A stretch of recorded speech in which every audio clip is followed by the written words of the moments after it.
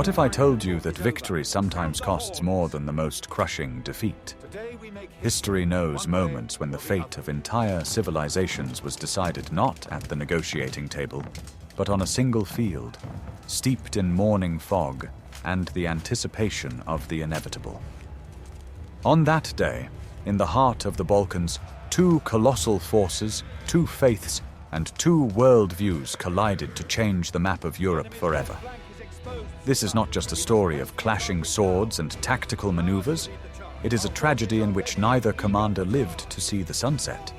We are used to thinking that there is always a winner and a loser in battle, but Kosovo Field erased that line, taking the hopes of both sides into oblivion. It was a clash that stopped time for medieval Serbia and opened the gates to the greatest power for the Ottoman Empire. Watch the video to the end to find out what was the true price, expressed in broken destinies and vanished dynasties, for one day of battle at Vidovdan.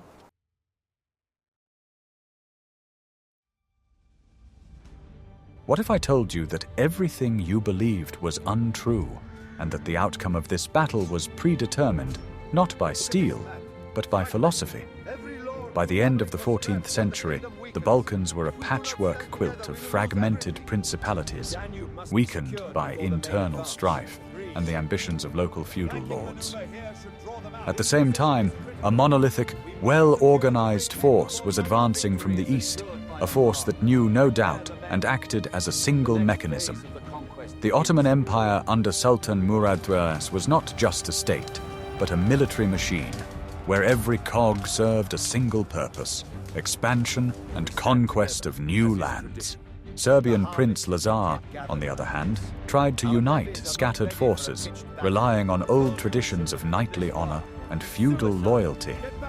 It was a conflict not just between two armies, but between two different eras: the fading feudal romanticism and the advancing pragmatic absolutism.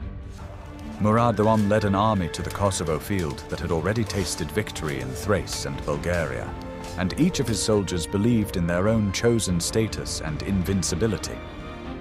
His army consisted not only of fanatically loyal janissaries, but also of Christian vassals, which made the situation even more dramatic and complex. Lazar gathered under his banners all those who could bear arms, realizing that this was the last line of defense, not only for his lands, but for the entire Christian world in the Balkans. He was aware that he had no powerful allies behind him who could come to his aid at a critical moment. This desperation gave the Serbian army a special, grim determination, a willingness to stand to the end, regardless of the enemy's numerical superiority. Ottoman tactics were based on iron discipline and centralized command, where the Sultan's orders were carried out unquestioningly and instantly.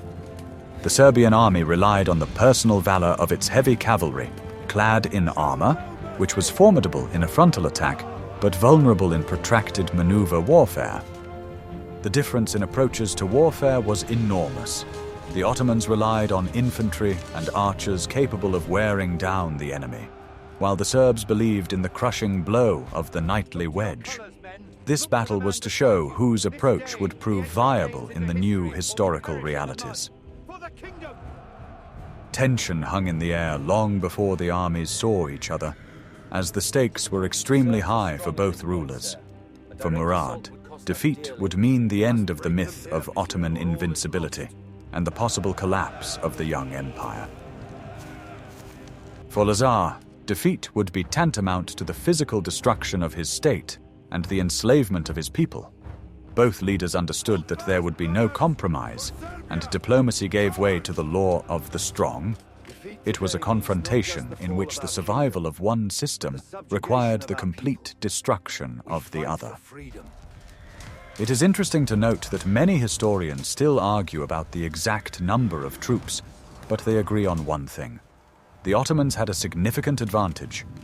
However, the Serbian knights defending their land had a moral advantage, which often compensates for a lack of swords. They knew every trail, every hill, and the land itself was bound to help them in this confrontation. But was love for their homeland enough to stop the avalanche that swept away everything in its path? The political situation in Europe at the time also played into the hands of the invaders, as the Western powers were preoccupied with their own conflicts and were in no hurry to come to Serbia's aid. Serbia found itself alone in the face of a formidable enemy, and this isolation only heightened the tragedy of the impending event. Prince Lazar, in essence, sacrificed himself and his army, hoping that this feat would awaken the rest of Europe. But history is often cruel to heroes, leaving them only posthumous glory instead of real victory. Preparations for battle took place in an atmosphere of religious fervor on both sides, where prayers mingled with the clang of sharpening stones. Murad prayed for the victory of Islam and the expansion of his dominion, seeing this as his sacred mission. Lazar and his warriors took communion, preparing to accept death as martyrs for their faith and freedom. This spiritual aspect made the conflict irreconcilable, ruling out any possibility of a peaceful outcome. Thus, the Kosovo field became the focal point of all the contradictions of the era, all the fears and hopes of entire nations. It was not just a battle for territory, it was a battle for the future, for who would dictate the rules of the game for centuries to come. The outcome of that day would determine the direction of development for the whole of Southeast Europe. I'm really interested to hear your point of view. What do you think about a situation where a leader consciously goes into battle, knowing that there is almost no chance of victory? Write about it in the comments. Don't forget to subscribe to the channel so you don't miss the rest of the story. Are you ready to learn the truth about the place that became the grave of the cream of Serbian knighthood? Kosovo Field, or the Field of Blackbirds, is a vast plain surrounded by mountains, ideal for deploying large military units. The geography of this place played a key role in choosing the location for the decisive battle. There was enough space here for the Serbian heavy cavalry to accelerate and maneuver. For the Ottoman army, with its huge number of infantry and light cavalry, the plain also provided excellent opportunities for forming deep battle lines. The choice of location was not accidental. It was a strategic crossroads, control of which opened the way deep into Serbian lands and further north. The Lab and Sitnica rivers bordered the battlefield, creating natural flanks that could not be easily bypassed. This forced the armies to converge in a head-on collision, turning the battle into a meat grinder. The ground here was hard, which was favorable for the movement of heavy horses clad in armor. Sultan Murad positioned his troops in a classic Ottoman formation. The Janissaries and himself occupied the center, while his sons, Yaqub and Bayazid, commanded the flanks. This formation resembled a crescent moon, ready to close in on the enemy and engulf it. In front of the front line, wolf pits were dug, and pointed stakes were set up to slow down the Serbian cavalry's attack. The Ottomans understood the power of a nightly charge, and did everything they could to neutralize it before contact. Prince Lazar arranged his forces symmetrically. He commanded the center himself, entrusting the flanks to his most distinguished and experienced commanders. The right wing was commanded by Vuk Brankovic, whose name would later become the subject of heated debate and legend. The left wing was led by Vlatko Vukovic, who brought with him a Bosnian detachment sent by King Tvrtko. This was all that the coalition of Christian forces could muster against the approaching storm. The morning of June 15, 1389, was foggy, hiding the true size of the armies from each other. The silence before the battle was broken only by the neighing of horses and the muffled noise of thousands of people preparing for death. At such moments, time seems to slow down, and every minute of waiting seems like an eternity. Soldiers checked their armor, adjusted their belts, and looked at the sky one last time. The Ottoman archers, renowned for their speed and range, took up their positions at the front. Their task was to create a dense curtain of arrows that would thin out the Serbian ranks before the hand-to-hand combat began. The Serbian knights, in turn, relied on the strength of their armor and the speed of their horses. They knew that their only chance was to break through the enemy's formation with one powerful coordinated strike. Both armies were an impressive sight. A forest of spears, fluttering banners with heraldic symbols and crescent moons. It was a parade of military might of the time, the last show of force before the catastrophe. The glint of armor and weapons blinded the eyes when the sun finally broke through the morning haze. The visual beauty of the formation concealed the horror of the coming slaughter. Murad's strategic plan was simple: wear down the enemy with defense, then launch a counterattack with fresh forces. Lazar, on the other hand, could not afford a long battle. His resources were limited. He needed a quick and decisive victory, sink or swim. This difference in strategy dictated the course of the entire battle.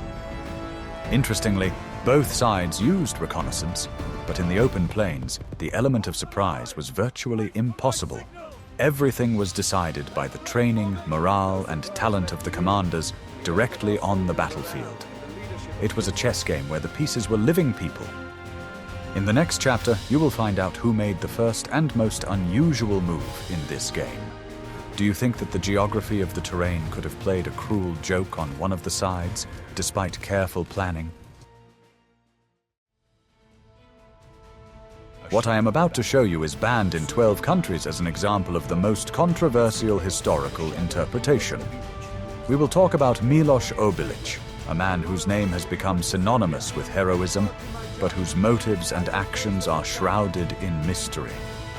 According to legend, on the eve of the battle, he was accused of treason, and to prove his loyalty, he decided to take a crazy step. He swore to kill Sultan Murad, even if it cost him his life, and this vow became the central nerve of the Serbian epic. An atmosphere of suspicion reigned in the Serbian camp. Noble lords were plotting, fighting for influence over Prince Lazar. Obilic, being a noble knight, could not bear the insult to his honor that was thrown in his face at the feast. This decision was dictated not so much by strategic calculation as by personal drama and a code of honor. He decided to become not just a warrior, but a weapon of vengeance aimed at the very heart of the enemy army. His plan was daring and practically impossible: to infiltrate the Sultan's tent under the guise of a defector. This required not only incredible composure, but also acting skills, because any mistake meant a painful death. Milos understood that he was heading for certain death, and in this act of self-sacrifice lay the supreme logic of a medieval hero. He was going to die to clear his name and give his people a chance. Obilic left the Serbian camp before the main battle began, directing his horse towards the Ottoman positions. The Sultan's guards, seeing the noble knight who turned his spear tip downwards as a sign of peaceful intentions, let him pass. They expected to receive important information about Lazar's plans, not suspecting that they were letting death into their headquarters. This moment shows how fragile the security of even the most powerful ruler can be. At that time, the Ottoman camp was confident in its own superiority, and the appearance of the defector was seen as further proof of the Serbs' weakness. Murad was preparing to receive an important guest, perhaps expecting surrender or betrayal from the Serbian nobility.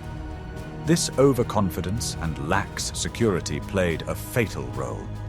History teaches us that underestimating a single individual can be more dangerous than underestimating an entire army.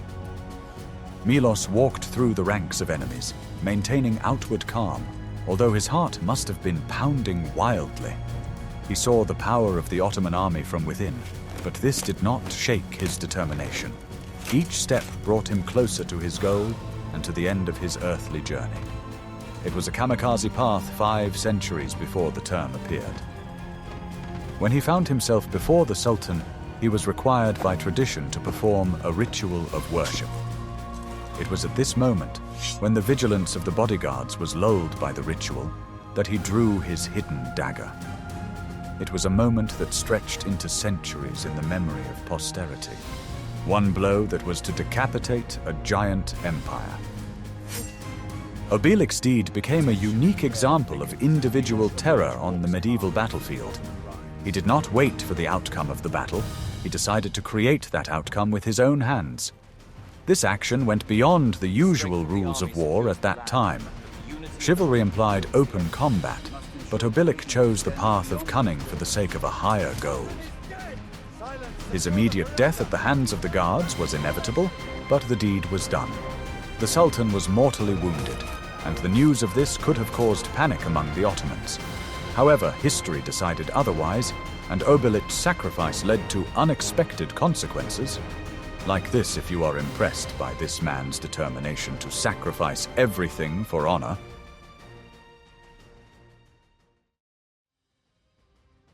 Are you ready for the shocking truth about how this battle began? The battle did not open with a cautious skirmish, but with a massive attack by Serbian heavy cavalry, which resembled an avalanche. The earth shook beneath the hooves of thousands of horses, and the rumble could be heard for miles around. The knights formed into a wedge, crashed into the left flank of the Ottoman army, seeking to crush it in one blow. It was the moment of truth for the Serbian tactic. Either they would break through the formation or get bogged down in it. The blow was so powerful that the Ottoman left wing, consisting of light infantry and cavalry, began to buckle and retreat. Serbian spears pierced shields and armor, knocking enemies to the ground. It seemed that victory was close, and the Ottoman formation was about to collapse.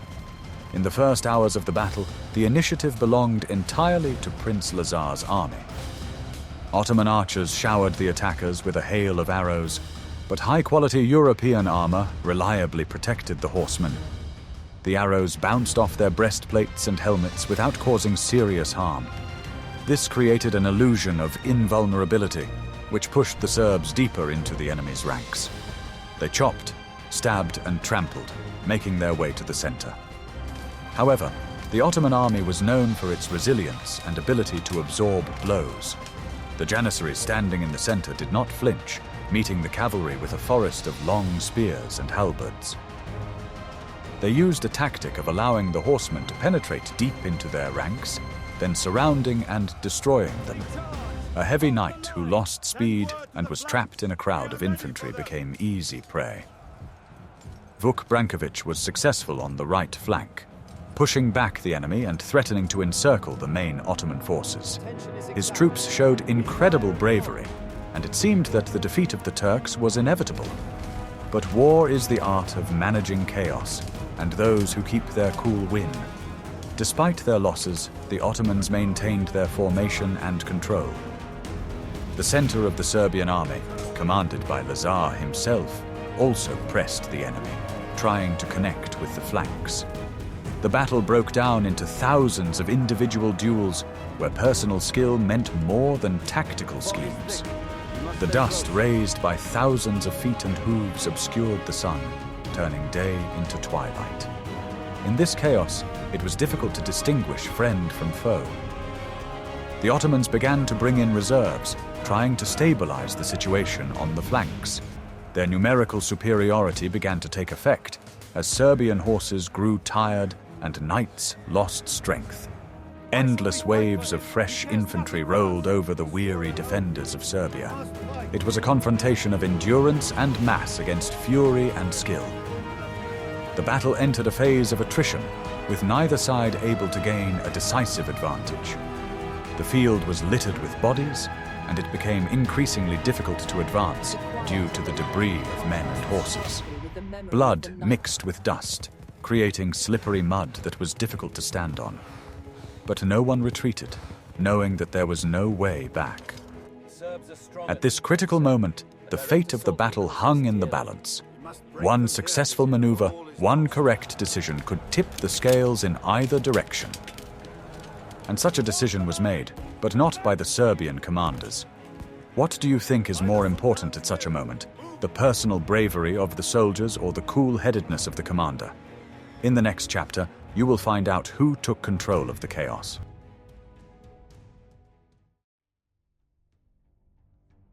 At the center of the Ottoman formation stood the Janissaries, the elite of the Sultan's army, trained in absolute loyalty and discipline. They did not retreat even under the most terrible onslaught, forming a living wall against which the waves of the Serbian attack broke. Their steadfastness was the foundation on which the entire Ottoman army stood at this critical hour.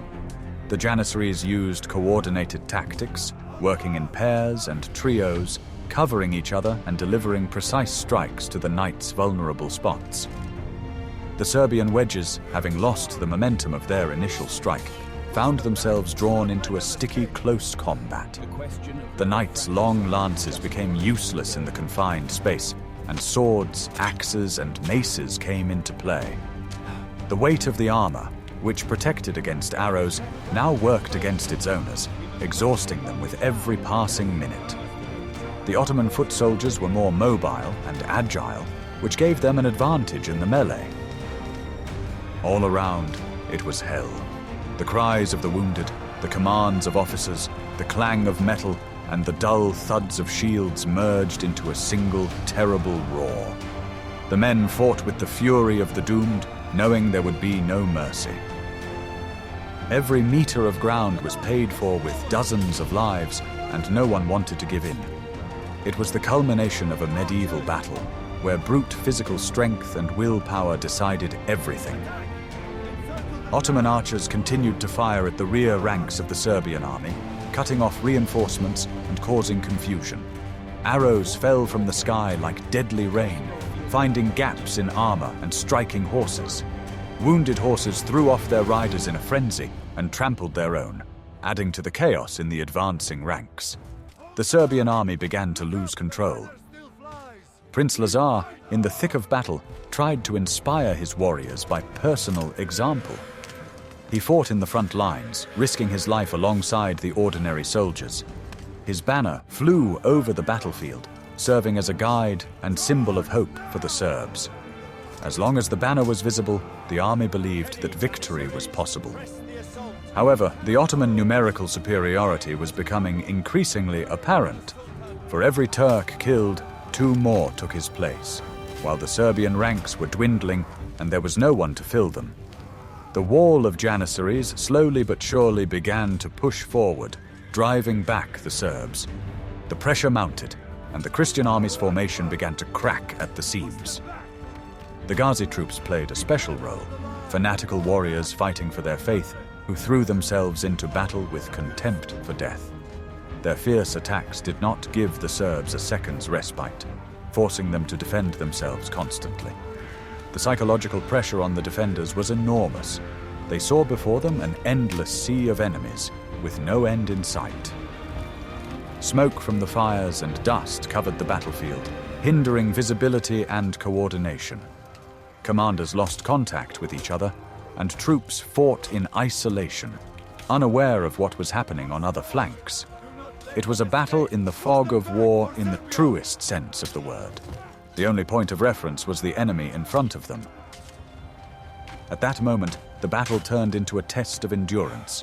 Whoever faltered first, whoever tired of raising their sword first, would lose.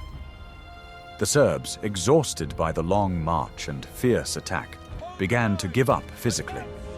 The Ottomans, who had more fresh forces, kept up the pace of the battle. The situation in the center became critical. The Serbian wedge was finally bogged down and surrounded on 3 sides. What had begun as a successful breakthrough threatened to turn into complete encirclement and destruction. The trap was closing.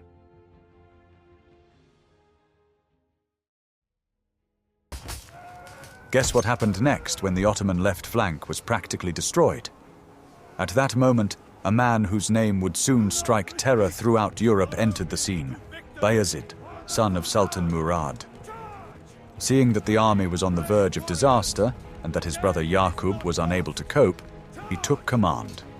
For his swiftness and decisiveness in making decisions, he was given the nickname Yildirim, lightning.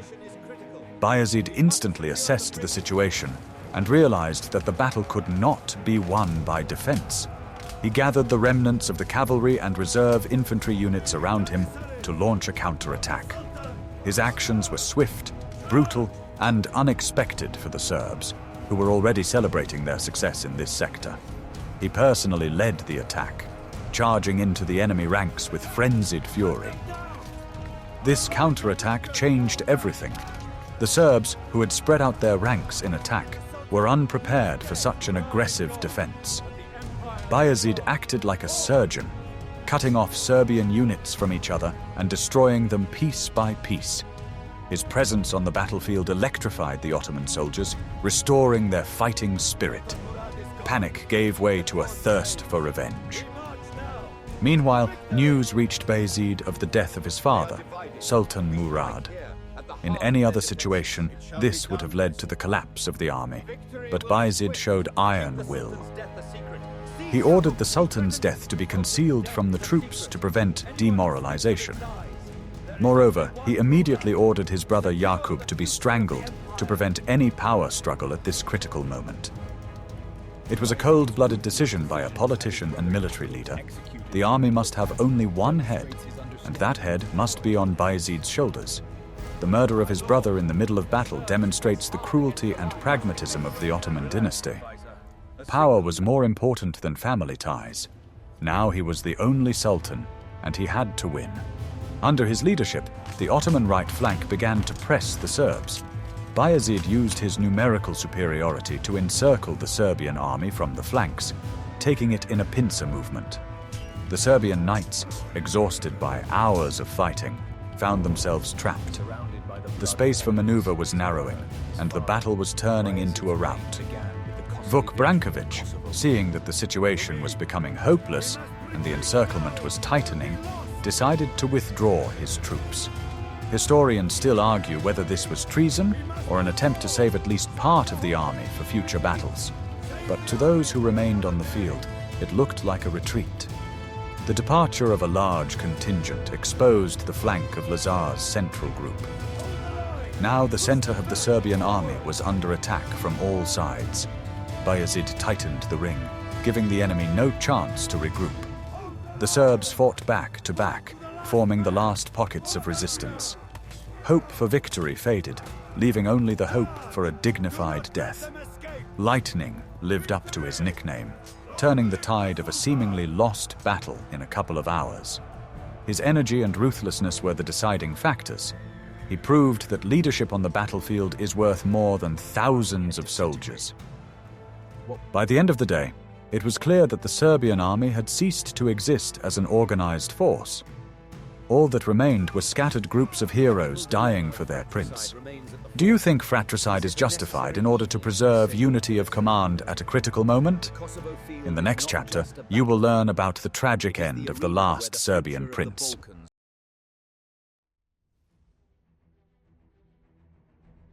By evening, the battle had subsided, giving way to the death throes of the wounded, the crackling of fires, and the quiet, almost mundane looting of the victors who scattered across the blood-stained field, following the customs of war.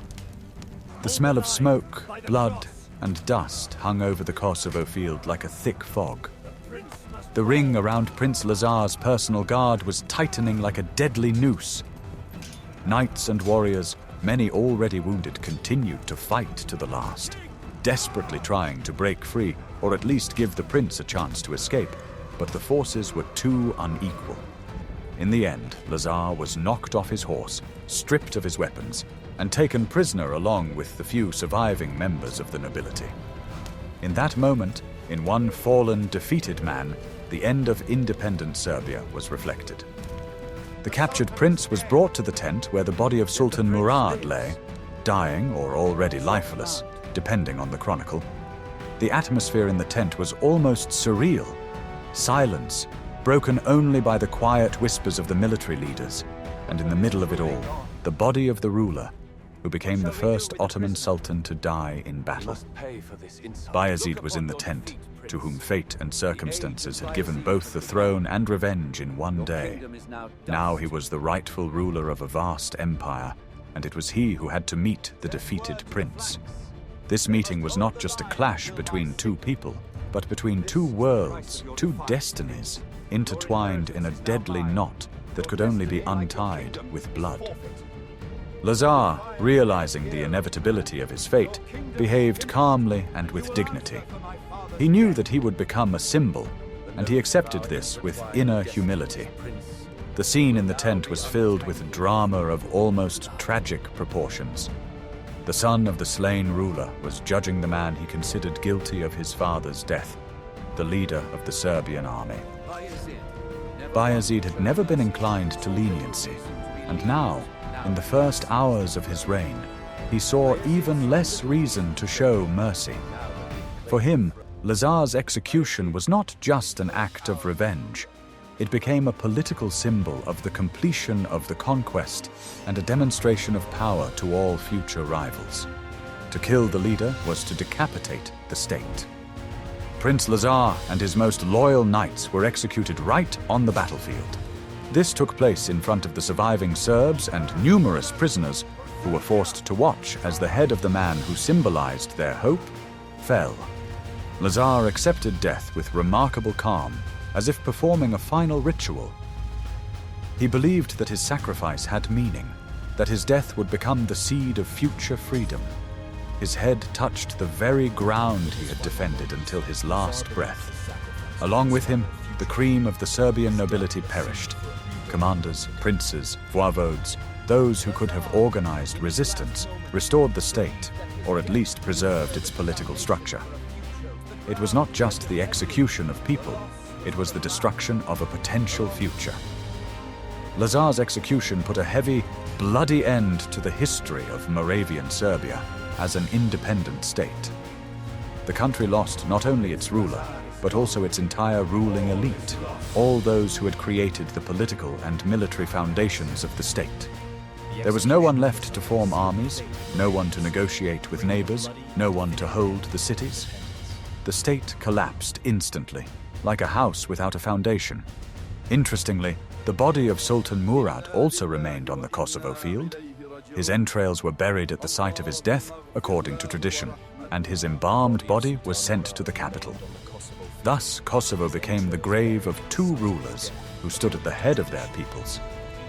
This is a unique case in world history, when both supreme commanders of opposing states died in one battle. For the Serbs, Lazar's death was not only a national tragedy, but also the beginning of the formation of a powerful religious cult. Already during his lifetime, he was considered a righteous man, and after his death, he was canonized by the church. The image of Lazar became a symbol of heavenly Serbia, a spiritual kingdom superior to the earthly one. The defeat was reinterpreted as a moral victory, as a voluntary choice of the kingdom of heaven over temporary earthly power. This idea became the foundation of Serbian identity for centuries. Bayazid, meanwhile, entered his reign surrounded by blood, the blood of his enemies, his brother, and his father. His victory at Kosovo Field was resounding but costly. He gained an empire but lost a significant part of his army and his parents in a single day. From a tactical point of view, the victory was almost Pyrrhic, but strategically it opened the way for the Ottomans to advance into Europe, laying the foundations for future conquests. News of the battle quickly spread throughout the world at that time, accompanied by incredible rumors. In Europe, the first news sounded like a triumph. In Paris, a Thanksgiving service was even held for the victory of the Christians, as early reports claimed that Murad had been killed and the Turks had retreated. No one knew the true scale of the disaster for Serbia and the fateful significance of the victory for the Ottoman Empire. Thus ended that fateful day when two powers died simultaneously, one physically, losing its independence, the other internally, transforming itself from the legacy of Murad into the harsh, cruel rule of Bayazid. The death of Prince Lazar marked the beginning of a new historical era for the entire Balkan region, the consequences of which are still felt today.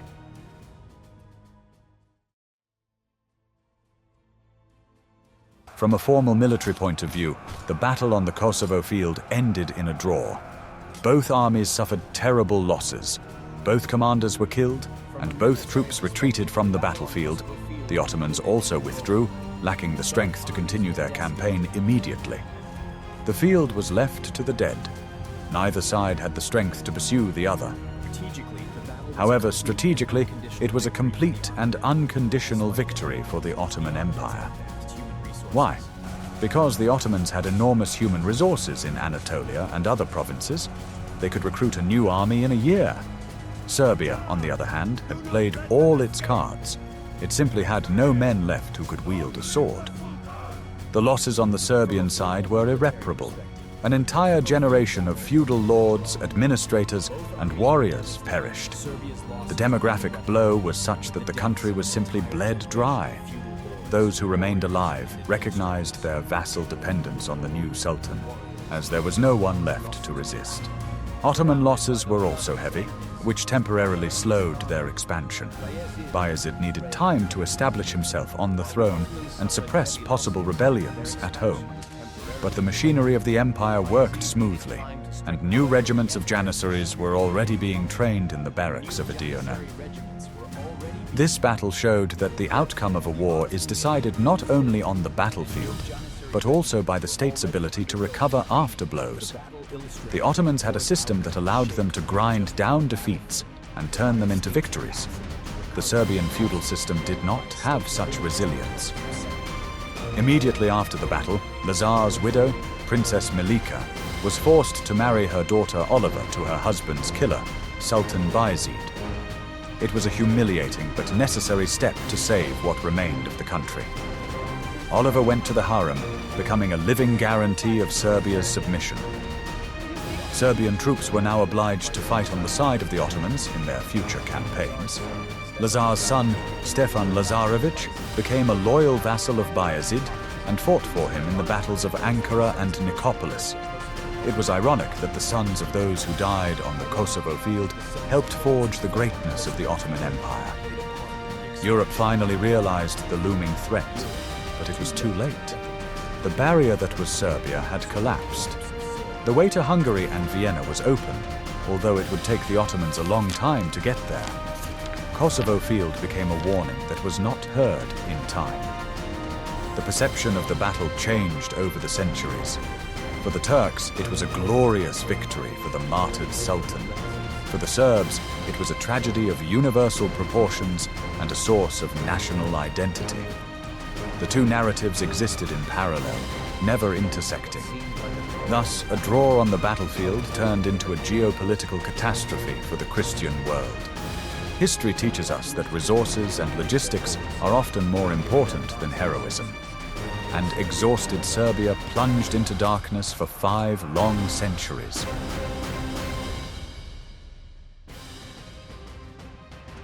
As soon as the dust settled, the legend began to take shape.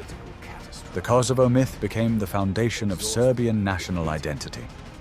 In folk songs and tales, defeat was transformed into a moral choice. Lazar was credited with saying that, "The earthly kingdom is for a moment, but the heavenly kingdom is forever." The figure of Milos Obilic took on the traits of a superhuman, an ideal knight without fear or reproach. Vuk Brankovic, on the contrary, became the archetypal traitor, the Judas of Serbian history, although historical documents do not confirm his betrayal.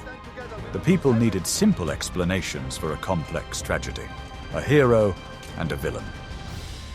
The image of the Kosovo girl appeared, a maiden who walks across the field after the battle, watering the wounded and mourning her fiancé. This image became a symbol of grief and mercy, the embodiment of the soul of a people suffering under oppression. Art and folklore made the battle immortal, preserving it in memory even when the state itself disappeared. The church actively supported the cult of Lazar, canonizing him as a holy martyr. His relics became a shrine around which Serbs rallied in the darkest days of Ottoman rule. Vidovdan, the day of the battle, became the main national holiday and day of remembrance. The myth of Kosovo helped Serbs preserve their faith and language throughout centuries of occupation. It was the spark that kept the hope of liberation alive. Each new generation was raised on stories of the heroism of their ancestors, preparing to one day regain their freedom. For the Ottomans, the battle also became an important element of ideology. Murad's tomb on the Kosovo field became a place of pilgrimage, a symbol of the triumph of Islam in the Balkans. Two monuments on the same field stood as witnesses to eternal confrontation. In the 19th century, during the national revival, the Kosovo myth flared up with new force, inspiring the Serbs to fight for independence. It became a political tool that united the nation. The shadow of 1389 also covered the events of the 20th century, showing how deeply history can influence the present. The legend proved stronger than the facts. The real details of the battle were erased, but the spirit of resistance and sacrifice remained. History was recast into an epic. The myth of Kosovo is an example of how defeat can unite a nation more strongly than victory. It is a memory of pain that has become the foundation of identity. And as long as this memory lives, so does the nation. Kosovo Field ceased to be just a geographical point.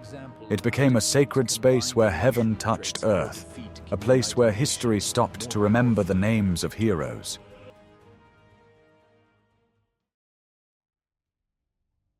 The Battle of Kosovo Field in 1389 is a harsh, enduring lesson for future generations, one of those turning points that become not just an episode in the annals of history, but a moral compass for entire nations.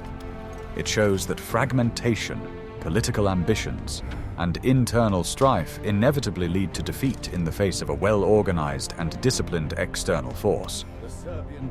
The Serbian princes, who realized too late the need for unity and failed to create a common front of resistance in advance, paid for this mistake with their heads, the fate of their state, and the freedom of their children. Kosovo became a reminder that internal weakness is always more dangerous than external attacks. It is also a lesson about the enormous role of personality in history. At decisive moments, it is one person who can tip the scales and change the course of events involving tens of thousands. The courage of Milos Obilic, who made his fatal breakthrough, became a symbol of sacrifice, of willingness to give one's life for the people.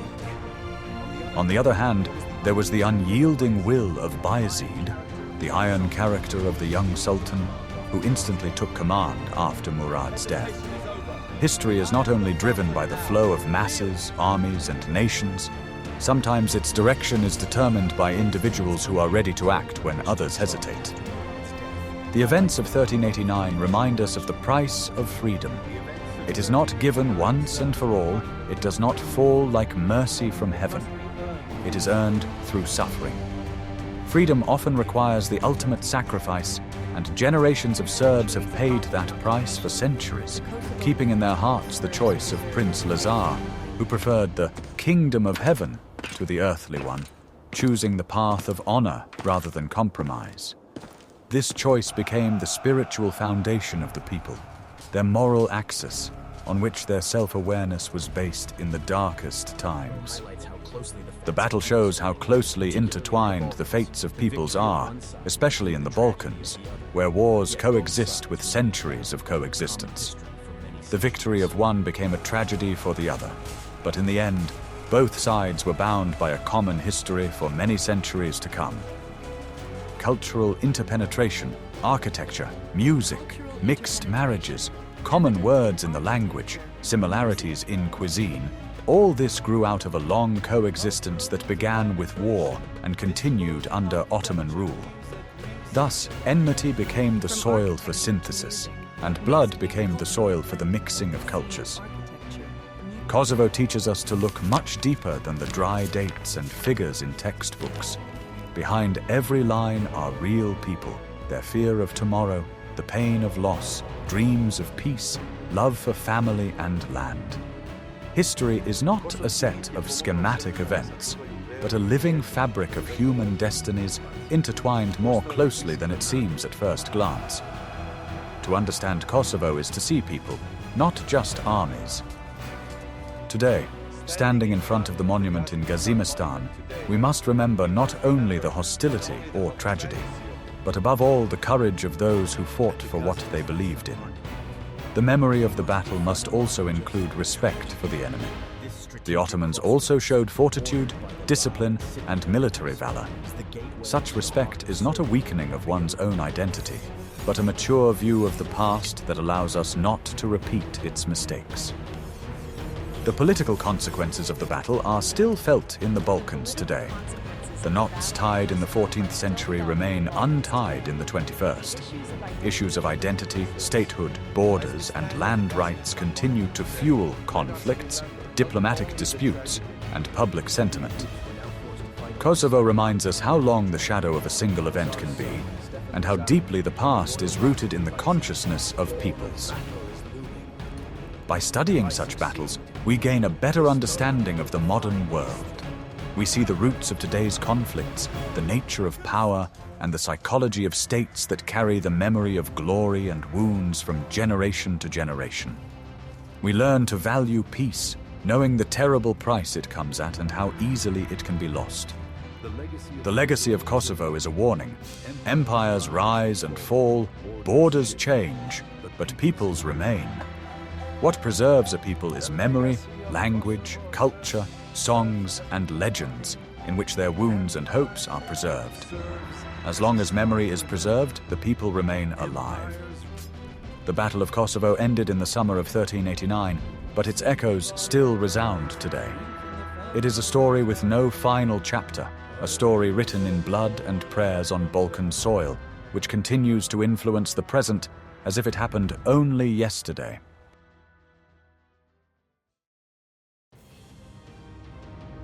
We have traveled with you from the morning mist of June 15, 1389, to the sunset of two great rulers.